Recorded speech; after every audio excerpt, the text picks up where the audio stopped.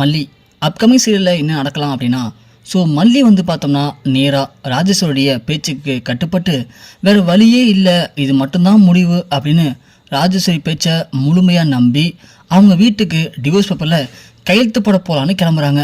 அன்னப்பூர்ணி அந்த ஃபோனை பார்த்தாங்க இல்லையா, அப்படியாப்பட்ட அன்னப்பூர்ணியை நம்ம மல்லி சமாளிச்சுட்டு அந்த ராஜேஸ்வரி வீட்டுக்கும் போகிறாங்க. போகிறதுக்கு முன்னாடி கோயிலுக்கு போகிறாங்க. கோயிலுக்கு போயிட்டு சாமிகிட்ட வேண்டிக்கிறாங்க. இங்கே பார் கடவுளே, எனக்கு ஒரு வழி தெரியல, இதை விட்டால் ஒரு வழியும் இல்லை. ஸோ எனக்கு நம்ம விஜய் விட்டு பிரியறதுல எந்த ஒரு கஷ்டமும் இல்லை. ஏன்னா அவர் வெண்பா கூட இருக்கும்போது சந்தோஷமாக இருப்பார், அந்த சந்தோஷமே எனக்கு போதும். அதனால் நான் அதை பார்த்து நிம்மதியாக இருந்துருவேன். ஆனால் விஜய்க்கு எந்த ஒரு கஷ்டமும் கொடுத்துடக்கூடாது கடவுளே அப்படின்னு சாமிகிட்ட வேண்டிக்கிட்டு மனசை கல்லாக்கிக்கிட்டு அந்த ராஜேஸ்வரி வீட்டுக்கு போகிறாங்க. அந்த இடத்துக்குள்ளே ரஞ்சிதா ராஜேஸ்வரி கிட்ட, பார்த்துங்க ராஜுமா, அந்த மல்லி வரவே இல்லை, நான் தான் சொன்னல, அவள் சரியான திமிர் பிடிச்சவம்மா, அவள் இந்நேரம் வேறு எதுனா பண்ணலாம், என்ன செய்யலான்னு யோசிச்சுட்டு இருப்பா, அவள் எனக்கு தெரிஞ்சு வரமாட்டான்னு நினைக்கிறேன். இரு ரஞ்சி, கொஞ்சம் பொறுமையாரு, மல்லிகிட்ட பேசின பேச்சுக்கு அவள் கண்டிப்பாக வருவா. ஏன்னா அவளுக்கு நான் உயிர் பயத்தை காட்டியிருக்கேன். ஏன்னா விஜய்க்கு வெண்பா இல்லைன்னா விஜயால் வாழவே முடியாதுன்னு மல்லிக்கு நல்லாவே தெரியும். அப்படி இருக்கும்போது மல்லி சும்மா இருக்க மாட்டா. விஜய் வெண்பா சேர்ந்து இருக்கணும் அப்படின்னு கண்டிப்பாக தன் வாழ்க்கையை தியாகம் பண்ணுறதுக்கு இன்னாரும் ரெடியாகி வந்துட்டு இருப்பா, நீ வேணா பாரு அப்படின்னு ரஞ்சிகிட்ட சொல்கிறாங்க. ரஞ்சி, எனக்கு என்னமோ நம்பிக்கை இல்லை ராஜிமா, அவள் விஜய் மாட போய் இதை பற்றி சொல்லி இந்நேரத்துக்கு என்ன பண்ணலாம் ஏது பண்ணலான்னு யோசிச்சுட்டு இருப்பான்னு தோணுது அப்படின்னு ரஞ்சி ஒரு குண்டை கொளுத்தி போகிறாங்க. ராஜி ஒன்று அவள் மட்டும் அப்படி பண்ணான்னு தெரிஞ்சிட்டோம். அதுக்கப்புறம் அந்த மல்லிக்கு இந்த ராஜி பண்ண போகிற வேட்டில் அவள் அதுக்கப்புறம் இந்த பக்கம் வரவே முடியாது, அந்த அளவுக்கு நான் பார்த்துக்கிறேன் அப்படின்னு ராஜி கொஞ்சம் கொந்தளிக்கிறாங்க நம்ம மல்லி மேலே. கரெக்டாக மல்லி இதோ வந்துட்டேன் அப்படின்னு மஞ்சள் தண்ணி தெளிக்காமலே ஆடு தலையை வெட்டுறதுக்கு துடிக்கிற மாதிரி மல்லி நேராக உள்ளே போகிறாங்க.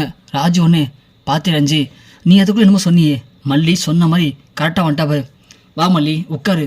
இருக்கட்டும் ராஜி, ரஞ்சி அந்த டிவோர்ஸ் நோட்டீஸ் எடு அப்படின்னு சொல்ல ரஞ்சி ஒன்று டிவோர்ஸ் நோட்டீஸ் எடுத்து ராஜி கையில் கொடுப்பாங்க.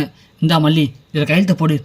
ஏன் ராஜி இப்படி அவசரப்படுற, எனக்கு என்னை பார்த்தாலும் கொஞ்சம் பாவமாக இல்லையா, எனக்கு கொஞ்சம் ஒரு வாய்ப்பு கூட, எனக்கு வாழ்க்கை பிச்சை போடு. நான் விஜய் அழைச்சிட்டு வெண்பு அழைச்சிட்டு கண்ணுக்கிட்டா தூரத்துக்கு எங்கேயாவது போயிடுறேன். விஜய்கிட்ட சொத்தை பிடுங்கினேன், அதுக்கப்புறம் இந்த வீட்டை பிடுங்கினேன், எங்களை அடித்து துரத்தி விட்ட, நாங்கள் இப்போது இருக்க இடம் இல்லாமல் தினம் தினம் சாப்பிட்றதுக்கு கஷ்டப்பட்டு வாழ்ந்துட்டுருக்கோம். அப்படி இருக்கும்போது இன்னும் எங்களை எதுக்கு ராஜி இப்படி பழி வாங்கன்னு துடிக்கிற, அப்படி நாங்கள் உனக்கு என்ன பாவம் பண்ணோம், ஏன் இப்படி எங்களை போட்டு பழி வாங்குற, ப்ளீஸ் ராஜி, நான் உன்கிட்ட கெஞ்சி கேட்குறேன், உன் காலில் நானும் விழுறேன், என்னை விட்டுடு.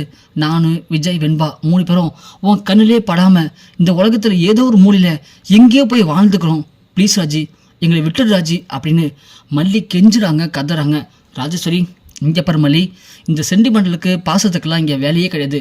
ராஜேஸ்வரி பொறுத்த வரைக்கும் என்ன நினைக்கிறனோ அது நடக்கணும், இல்லை அப்படின்னா நடத்தி காட்டுவேன், அது ஏன் ஸ்டைலில், புரியுதா? நான் உனக்கு ஒரு வாய்ப்பு கொடுத்துட்டேன், நான் ஒன்றும் உனக்கு வாய்ப்பு கொடுக்காம இல்லையே. என்ன ரஞ்சி? ஆமாம் ராஜிமா. மல்லி, ராஜிமா தான் உனக்கு வாய்ப்பு கொடுத்துருக்காங்களே, உனக்கு 2 வாய்ப்பு கொடுத்துருக்காங்க. ஒன்று, நீ மல்லி கூட நீ விஜய் கூட சேர்ந்து வாழலாம், இல்லை வெண்பா விஜய் கூட சேர்ந்து வாழலாம், 2த்துல எது நடக்கணும் அப்படிங்கிறத நீ தான் முடிவு பண்ணிக்கணும்னு ராஜிமா தெளிவாக சொல்லிட்டாங்களே. அப்போது உனக்கு வாய்ப்பு கொடுத்துருக்காங்க தானே அர்த்தம்.